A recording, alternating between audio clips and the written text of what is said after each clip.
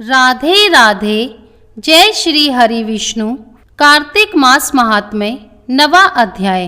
राजा पृथु ने कहा, हे मुनि श्रेष्ठ नारद जी, आपने कार्तिक माह के व्रत में जो तुलसी की जड़ में भगवान विष्णु का निवास बताकर उस स्थान की मिट्टी की पूजा करना बतलाया है।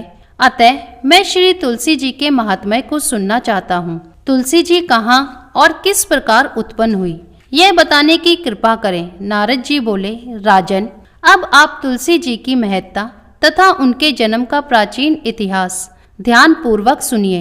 एक बार देवगुरु बृहस्पति और देवराज इंद्र भगवान शंकर का दर्शन करने कैलाश पर्वत की ओर चले।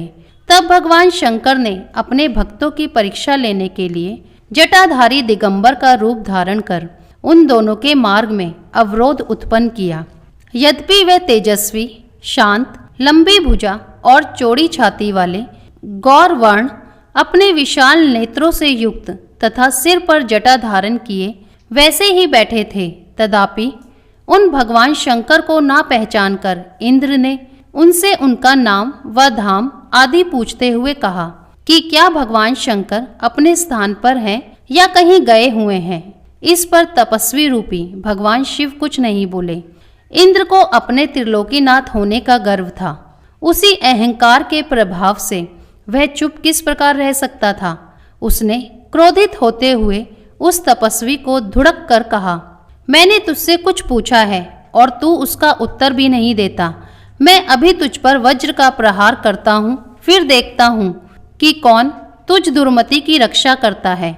इस प्रकार कहकर जैसे ही इंद्र ने उस जटाधारी दिगंबर को मारने के लिए हाथ में वज्र लिया, वैसे ही भगवान शिव ने वज्र सहित इंद्र का हाथ स्तंभित कर दिया और विकराल नेत्र कर उसे देखा। उस समय ऐसा प्रतीत हो रहा था कि वह दिगंबर प्रज्वलित होकर उठा है और वह अपने तेज से जला देगा। भुजाएं स्तंभित होने के कारण इंद्र दुखित होने के साथ साथ अत्यंत कुपित भी हो गया।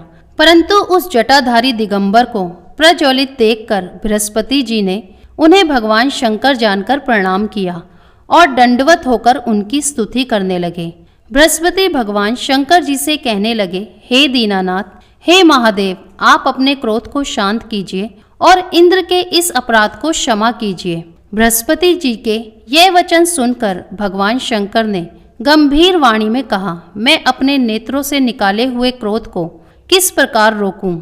तब बृहस्पति जी ने कहा, भगवान, आप अपना भक्त वत्सल नाम सार्थक करते हुए अपने भक्तों पर दया कीजिए। आप अपने इस तेज को अन्यत्र स्थापित कीजिए और इंद्र का उद्धार कीजिए। तब भगवान शंकर गुरु बृहस्पति जी से बोले, मैं तुम्हारी स्तुति से अत्यंत प्रसन्न हूँ।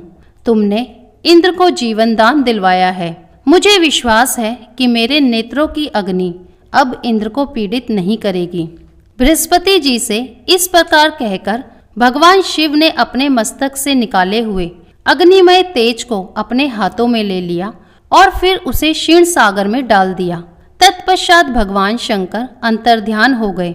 इस प्रकार जिसको जो जानने की कामना थी उसे जानकर इंद्र तथा बृहस्पति अपने अपने स्थान को चले गए। तो बोलिए विष्णु भगवान की जय, माता तुलसी की जय। अगर वीडियो पसंद आई हो तो लाइक शेयर करें, कमेंट बॉक्स में जय श्री हरि विष्णु और माता तुलसी की जय लिखें। चैनल को सब्सक्राइब करना ना भूलें।